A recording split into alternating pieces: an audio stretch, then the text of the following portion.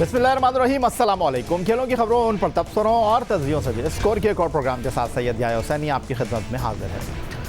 एक मशहूर कहानी है कि किसी रियासत के बादशाह ने दरबार में अपने सबसे दाना और ज़हीन वज़ीर से दरियाफ़्त किया कि मुझे कोई ऐसी बात बताओ कि जब मैं खुश हूँ और वो बात याद करूँ तो गमगीन हो जाऊँ, और जब गमगीन हूँ और वही बात याद करूँ तो खुश हो जाऊँ। वज़ीर ने बादशाह का जवाब कुछ इस अंदाज़ में दिया और कहा कि इन दोनों लम्हात में आप ये बात याद रखिए कि ये वक्त भी गुज़र जाएगा। यकीनन ये बात बिल्कुल दुरुस्त है कि वक्त बुरा अच्छा हो उसे ख़त्म होना ही होता है, बस मुश्किल वक्त में मेहनत, सब्र और इस्तिक़ामत ही आपको कामयाबी दिला सकती है। ऐसा ही कुछ किया डोमेस्टिक क्रिकेट में रन्स के अंबार लगाने वाले बाएं हाथ के बैट्समैन फवाद आलम ने। 24 नवंबर 2009 को फवाद आलम ने न्यूजीलैंड के ख़िलाफ़ अपने टेस्ट करियर का तीसरा मैच खेला और फिर उन्हें टेस्ट टीम में वापसी के लिए डोमेस्टिक सीज़न में कई पापड़ बेलने पड़े। रन्स के अंबार भी लगा दिए, लेकिन वो सेलेक्टर्स की नज़रों में जगह ही नहीं बना पा रहे थे। मगर मौजूदा चीफ सेलेक्टर और हेड कोच मिसबाहुल हक ने न सिर्फ उन्हें 10 साल बाद टेस्ट टीम का हिस्सा बनाया बल्कि प्लेइंग 11 में भी शामिल किया। आज हम अपने मेहमान फवाद आलम से उनके करियर के आगाज़, डोमेस्टिक में उनकी मेहनत और फिर दौरा इंग्लैंड में उनकी प्लेइंग 11 में शमूलियत पर गुफ्तगू करेंगे। जनाब खुशामदीद कहेंगे फवाद आलम को। एक वक्त था फवाद जब आप टीम में नहीं थे तो आपसे होने वाली ज़्यादती पर हम गुफ्तगू करते थे। 10 साल के बाद आपकी अब टीम में वापसी हुई है, तो क्या कहेंगे, मुश्किल वक्त जो था वो गुजर गया या अब शुरू हुआ है? अब सबसे पहले तो थैंक यू सो मच। और ये भाई मुश्किल वक्त तो जो लाइफ है ना आपकी, अप एंड डाउन्स आते रहते हैं, टाइम चलता रहता है, अच्छा बुरा चलता रहता है। वो हम डिसाइड करते हैं कौन सा अच्छा है कौन सा बुरा है, लेकिन टाइम आपका हमेशा अच्छा ही होता है। आप सांस ले रहे हो, आप बात कर रहे हो, आप हर जगह मौजूद हो, ये आपका हर टाइम अच्छा ही है। हम बना देते कि यार हम इस जगह पे नहीं है तो ये मुश्किल वक्त था हमारा, ये हो गया तो अब अच्छा वक्त है। अल्लाह ताला का शुक्र है कि अल्लाह ताला ने हमें सांस दे रहा है, खाने के लिए खाना दे रहा है, जीने के लिए मतलब जो जो चीज़ें चाहिए हमें सब मिलनी है। तो आई थिंक वो सब अच्छा वक्त है। हाँ, चीज़ें आती हैं, फेसेस आते हैं, और पहले भी थे और अब ज़ाहिर है जब आपका कमबैक होता है उसमें भी आती हैं। तो वो चीज़ें चलती रहती हैं। एक प्लेयर हो चाहे कोई इंसान हो जो नहीं भी खेलता हो, उसकी नॉर्मल ज़िंदगी भी तो उसमें भी ये सारी चीज़ें चलती रहती हैं। But still long way to go. आपको कब पता चला कि आप पाकिस्तान की टेस्ट टीम का हिस्सा होंगे और साउथहैम्पटन में आप खेल रहे हैं? सुबह कंफर्मेशन सुबह हुई थी, जब पता चला, और 11 साल बाद तकरीबन ऑलमोस्ट जो है मेरा कमबैक हुआ। सो इस लाइक के मेरा दोबारा से डेब्यू ही हो रहा है एक तरह से। सो सुबह पता चला था। पाकिस्तान में तो खबरें चल रही थी, हम ये खबरें दे रहे थे कि फवाद आलम खेल रहे हैं, तो पाकिस्तान से आपको आया कोई फ़ोन कि फवाद भाई आप खेल रहे हैं? आपने कहा कि यार मुझे तो पता ही नहीं, क्योंकि आपने जिस तरह कहा कि साउथहैम्पटन से सुबह मुझे पता चला कि मैं खेल रहा हूँ। कन्फर्मेशन तो सुबह ही ज़ाहिर है जब टीम अनाउंस होती है, जब पता चलता है। वैसे ये था कि रेडी रहना, वो तो आपको पता है सबको रेडी रहना होता है, क्योंकि उन्होंने हमें वैसे भी प्लेयर मिसो भाई बोलते थे कि 20 के 20 लड़के रेडी रहें, कि कोई भी जैसे 15 में भी होता था, क्योंकि उधर आपको पता है कोविड की वजह से तो होटल में भी कुछ जाके थे, अगर सुबह किसी को कुछ हो जाए तो होटल से भी बुला के, लाइक साथ ही था आपको पता है, तो उसको भी बुला के मैच खिलाया जा सकता था। तो इसलिए वो कहते थे कि 20 के 20 रेडी रहें। सो एक दिन 2 दिन पहले भी यही था कि बस सब रेडी रहें इंशाल्लाह, कि जो भी टीम बनेगी। और 15 में भी यही था, कप्तान और कोच ने ये कहा था कि रेडी रहें, जैसे पहले मैच में भी कहा जाता कि रेडी रहें। तो ये इसी तरह ही होता है आई थिंक। अच्छा फवाद, आपके स्टांस के ऊपर बड़ी बात हुई और डेफिनेटली टॉप ट्रेंड था आप जब टेस्ट टीम में आप वापस आए और आप उसके बाद आउट हुए, तो आपके स्टांस को बहुत ज़्यादा डिस्कस किया जा रहा था कि जी फवाद कैसे खड़े हैं। मैं ज़रा आपको दिखाता हूँ कि आप जब 11 साल पहले खेल रहे थे टेस्ट क्रिकेट, आपका स्टांस तब क्या था, और अब जब आप वापस आए तो आपका स्टांस क्या था। आप बेहतर अंदाज में ज़रा डिस्क्राइब कर सकते हैं? ज़रा हम स्क्रीन पर आपको दिखाते हैं। जी फवाद क्या कहेंगे? सर स्टांस है जो है उस टाइम थोड़ा साइडवेज था, थोड़ा ओपन खड़ा होता हूँ। तो आई थिंक कुछ चीज़ें मैनेज करते थोड़ा सा मतलब है कि इस तरह का स्टांस बन गया। लेकिन कोई ऐसा पॉइंट ऑफ व्यू नहीं था कि अब मतलब बिल्कुल ही चेंज खड़ा हो जाना है। अगर आप नॉर्मली देखें, ये 2009 की है आई थिंक, तो 2009 में फिर 10 में 11 में 12 में 13 में, इवन के 14 में जब मेरा कमबैक भी हुआ था वनडे टीम में, जब सेंचुरी, तो उसमें भी इतना नहीं था। तो ये आस्ता आस्ता हो गया। और क्योंकि हम टीवी पे जो है हमारे मैचेस इतने नहीं आते, जब ज़ाहिर में इतने अरसे से डोमेस्टिक खेल रहा था, तो समटाइम मुझे भी नहीं पता तो कोई चला कि खास मैं वजह इतना ओपन चेस्ट एकदम आपका जो स्टांस है इसकी? बस वो कहते हैं ना कि कुछ चीज़ें करने जो टेक्निकल चीज़ें होती हैं जो स्कोरिंग रन्स के लिए कुछ चीज़ें होती हैं जहाँ जहाँ मुझे थोड़ी थोड़ी वो हो रही थी, तो उस चक्कर में बस मैं थोड़ा सा अपने आप को करता गया चेंज, तो उसमें मुझे इतना नहीं पता चला कि मैं इतना चेंज हो गया। तो दबाव कितना था सरफराज, जब आपको सुबह बताया गया? किसने पहले तो ये जानना चाहूँगा बताया कि फवाद आप खेल रहे हैं? अजहर ने, कप्तान ने बताया था। अच्छा, तो जहन में क्या चल रहा था आपके? कुछ नहीं, खुशी बहुत थी पहले तो जहन में, और तो कुछ नहीं चल रहा था, खुशी बहुत थी। और बटरफ्लाइज तो आपको पता होते ही हैं फिर। अच्छा, फिर उसके बाद आप जब पहली इनिंग में आकर आउट हो गए वोक्स की बॉल के ऊपर, तो वो जो क्रीज से ड्रेसिंग रूम का जो सफ़र आपने तय किया, क्या चल रहा था जहन के अंदर? अब जो ड्रेसिंग रूम से पहले क्रीज का सफ़र जो जब जा रहा था तो जल्दी तय हुआ, जब आ रहा था थोड़ा लेट तय हुआ।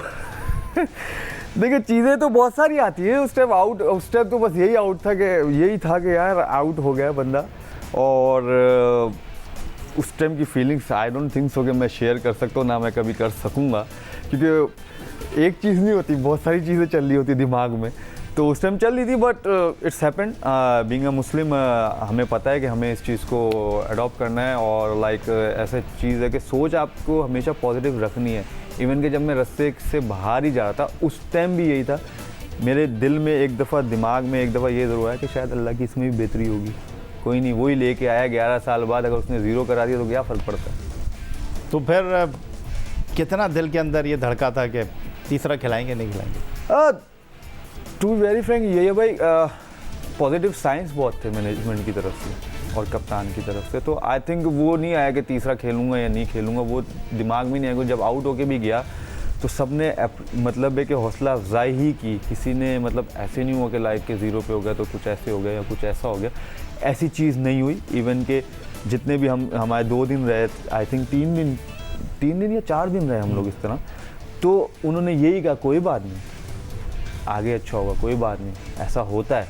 क्योंकि सब प्लेयर्स थे, आई थिंक जितनी भी मैनेजमेंट देख लें, मिसबा भाई खुद देख लें, यूनुस भाई देख लें, मुशी भाई को देख लें, विकी भाई, तो मैं इसलिए आपको बता रहा हूँ क्योंकि मेरे साथ ये बीता है, तो मुझे सब ने अप्रिशिएट ही किया, किसी ने मुझे गिराया नहीं। उस टाइम उन्होंने यही कहा कोई बात नहीं, आउट हो जाता है प्लेयर, लेकिन इसको बिठाना नहीं है, आगे बहुत पड़ा हुआ। इस बात का तो डेफिनेटली जनाब हम क्रेडिट पाकिस्तान टीम के head coach chief selector Misbahul हक को ज़रूर देना चाहेंगे।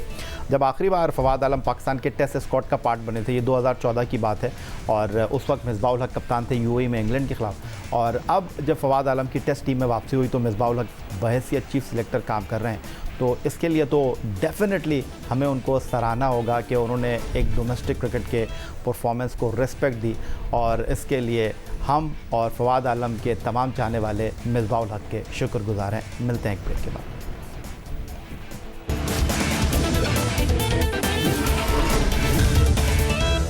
कुछ दिन पहले पाकिस्तान क्रिकेट टीम के लेजेंडरी बैट्समैन, पाकिस्तान टीम के बैटिंग कोच यूनुस खान हमारे शो में आए थे, और जब हमने फवाद आलम के हवाले से उनसे पूछा तो उन्होंने क्या कहा, जरा वो भी देख लेते हैं। मेरे लिए मैं आप ये कह सकता हूँ कि इतना मुश्किल नहीं था उसको मोटिवेट करना। उसकी वजह ये है कि फवाद आलम हमारे सामने क्रिकेट खेली, उसके बाद उनको के फैमिली टर्म्स ही रहे हैं, क्लब में ही एक खेलते हैं, और बाद में फवाद आलम भी मलिर जिमखाना से खेले, तो मेरे लिए इतना मुश्किल नहीं था। हाँ, दो के अगर मैं फवाद आलम के पॉइंट ऑफ व्यू से लूँ तो बड़ा मुश्किल होता है कि देखें, अगर फवाद आलम अगर यही थोड़ी सी नीचे रैंक की टीम के खिलाफ खेलते तो ज़्यादा प्रेशर नहीं होता। अगर पाकिस्तान में खेलते तो कंडीशन भी उनके लिए सूटेबल होती है, माहौल वैसे सूटेबल होता।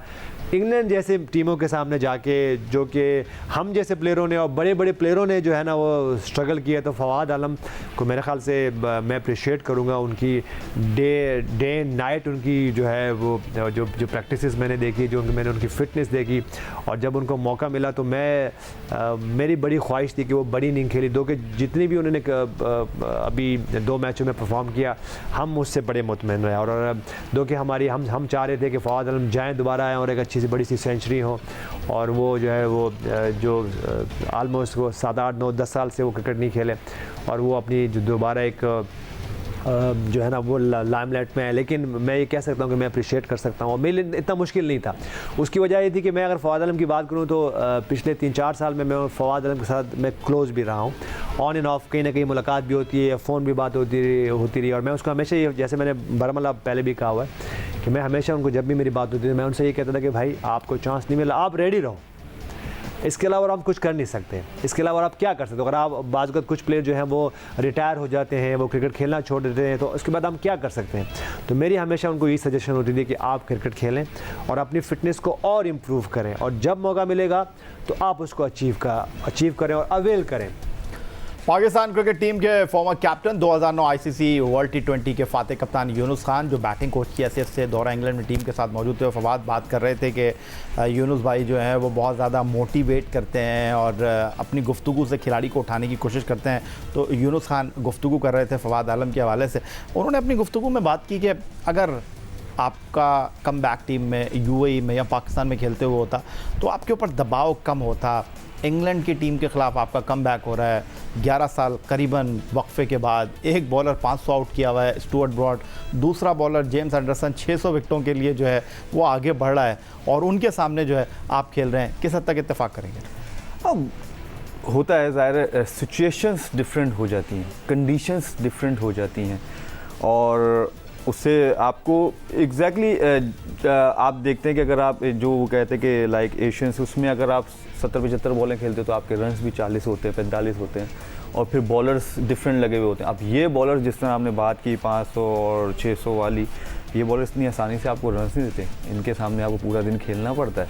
जब खेलते हैं, जब जाके थोड़ी सी टायर्डनेस आती है, तो वो एक मैटर ऑफ टाइम आता है जिधर वो आपको रन देते हैं। जैसे अज़हर अली, अगर आप देखेंगे अज़हर अली के भी जो है, जब हमारी हुई तो मैं जब आउट हो गया तो अज़हर अली के भी 115 बॉलों पे आई थिंक 30 रन थे आई थिंक, लेकिन उसके बाद उन्होंने 100 कैसा किया, सो जिसकी वजह से मैच पूरा ही दूर हो गया इंग्लैंड से। सो आई थिंक चीज़ें होती हैं, और वही बात है कि ये चीज़ें तो आती हैं और मैटर्स करती हैं, बट इनको छोड़ के एज अ प्लेयर आपको हमेशा, अगर वही कहते हैं ना कि अगर आप इन चीज़ों में चले जाओगे एज अ प्लेयर के यार ये करे वो करे, तो वो बंदा फिर उस तक वहाँ तक नहीं पहुँच सकता जहाँ तक वो पहुँचना चाहता है। आप दुनिया के वाहिद क्रिकेटर नहीं जिन्होंने एक दहाई के बाद टेस्ट टीम में वापसी की हो। ज़रा उन मामलात पर नज़र डाल लेते हैं कि कौन कितने अरसे के बाद टीम में आया। इंग्लैंड के गैरेथ बैटी 11 साल और 137 दिन बाद इंग्लैंड की टेस्ट टीम में वापस आए। इंग्लैंड ने गैरेथ बैटी की टेस्ट टीम में वापसी से कबल तक 142 टेस्ट खेले। गैरेथ बैटी ने वापसी से कबल 7 टेस्ट खेले, लेकिन कम बैक के बाद वो 2 टेस्ट ही खेल सके। इंग्लैंड ही के मार्टिन बैकनल को टेस्ट टीम में कम बैक के लिए 10 साल 12 दिन का वक्त लगा। इंग्लैंड ने मार्टिन बैकनल की वापसी के दौरान 114 टेस्ट मैच खेले। मार्टिन बैकनल ने डेब्यू के बाद 2 और कम बैक के बाद भी 2 ही टेस्ट मैच खेले। और वेस्ट इंडीज़ के फ्लाइड राफायर ने अपने करियर के चौथे और 5वें टेस्ट में 109 टेस्ट नहीं खेले। फ्लाइड राफायर 10 साल 172 दिन वेस्ट इंडीज़ की टीम से बाहर रहे। फ्लाइड ने 4 टेस्ट खेलने के बाद 2 टेस्ट खेले, टीम में वापसी की थी। पाकिस्तान के यूनुस अहमद ने टेस्ट टीम में वापसी के लिए सबसे ज़्यादा वक्त लिया। 11 साल 111 दिन बाद यूनुस टीम में वापस आए। यूनुस अहमद ने मजमूई तौर पर 4 टेस्ट मैच खेले हुए डेब्यू के बाद और 2 कम बैक के बाद। इसके अलावा इंग्लैंड के डेरिक शेक्टोन और लेस जैक्सन ने भी वापसी के लिए 10 साल से ज़्यादा का वक्त लिया। तो आप इस फहरिस्त में नहीं है फवाद, एक लंबी तवील फहरिस्त है। न्यूजीलैंड के दौरे को किस तरह देख रहे हैं? इंशाल्लाह फिर वही, एक तो हमें कोविड में फिर दोबारा इंशाल्लाह जाना है, और ये भी एक चैलेंजिंग दौरा होगा इंशाल्लाह। इंग्लैंड में हम ठीक है जीते नहीं, लेकिन हमने इतना गंदा परफॉर्म नहीं किया, हमने अच्छा खेले, और इसको भी अच्छा देखते हैं इंशाल्लाह। और जिस तरह की टीम चल रही है, पूरी उम्मीद है कि इंशाल्लाह उधर भी जाकर न्यूजीलैंड में भी अच्छा करेंगे। फवाद, लेकिन क्या सीखा आपने इन 10 सालों में जब आप टीम में नहीं आए? 2014 में आप बांग्लादेश भी गए, टेस्ट टीम में भी वापस आए, टेस्ट टीम में खेलने का मौका नहीं मिला। अब बांग्लादेश में आपको खेलने का मौका मिला, आपने सेंचुरी भी की थी, लेकिन अब लगता है कि सिर्फ अगर आप क्रिकेट खेलेंगे तो टेस्ट क्रिकेट ही खेलेंगे। कुछ कहा नहीं जा सकता, लेकिन फ़िलहाल वाइट बॉल क्रिकेट में तो नहीं लग रहा कि आपको जो है कंसिडर किया जाएगा। तो ये जो ज़िंदगी में उतार चढ़ाव हुआ है, एक खिलाड़ी की हैसियत से, एक एथलीट की हैसियत से, आप हमारे देखने वालों को कोई पैगाम देना चाहेंगे? हिम्मत नहीं हारना, और आप उसकी एक तस्वीर हैं। 2 चीज़ें हैं, ज़्यादा लंबी बात पे नहीं जाऊंगा। 2 चीज़ें जो सिखाया ज़िंदगी में, एक अल्लाह पे भरोसा, दूसरा अपने आप पे भरोसा। That's it. आपकी कहानी जो है ना, अगर किसी शायर के पैराए में मैं कहूँ टूटता हूँ, बिखरता हूँ, फिर ख़ुद को जोड़ लेता हूँ और फिर ख़ुद खड़ा हो जाता हूँ। लेकिन एक चीज़ है इस तमाम कहानी के अंदर कि फवाद आलम इतने मशहूर हैं, फवाद आलम को इतना डिस्कस किया जाता है सोशल मीडिया पर, मीडिया में इतना डिस्कस किया जाता है जितना टीम में मौजूद खिलाड़ियों को डिस्कस नहीं किया जाता। मैं किसी का नाम यहाँ लेना नहीं चाह रहा, 10-10 साल से वो खिलाड़ी टीम के साथ एसोसिएट हैं, लेकिन जितना मीडिया आपके बारे में बात करती है उन खिलाड़ियों के बारे में बात नहीं करती जितना, अगर मैं ये कहूँ कि आप कब मीडिया में नाम ज़्यादा इन्हें ना खेलते हुए भी, तो इस पर बहुत सारे लोग नाराज़ भी होते हैं कि यार ये खेलता नहीं है फिर भी हर वक्त इन रहता है। अक्सर आपके सवाल का जवाब दे, तो बड़ा अच्छा सवाल किया आपने। अक्सर मुझसे ना लोग यही कहते हैं, सब कहते हैं ये हो गया, तुम्हारा नहीं आ रहा, ये नहीं कर रहा, ये सब ये कर रहे हैं, वो कर रहे हैं, ये वो कर रहे हैं, वो कर रहे हैं, ये कर रहे हैं, लेकिन यार मीडिया तुम्हारा कर रहा है यार, वो ट्विटर पे जाओ तो फैंस तुम्हारे मतलब इतने कर रहे हैं।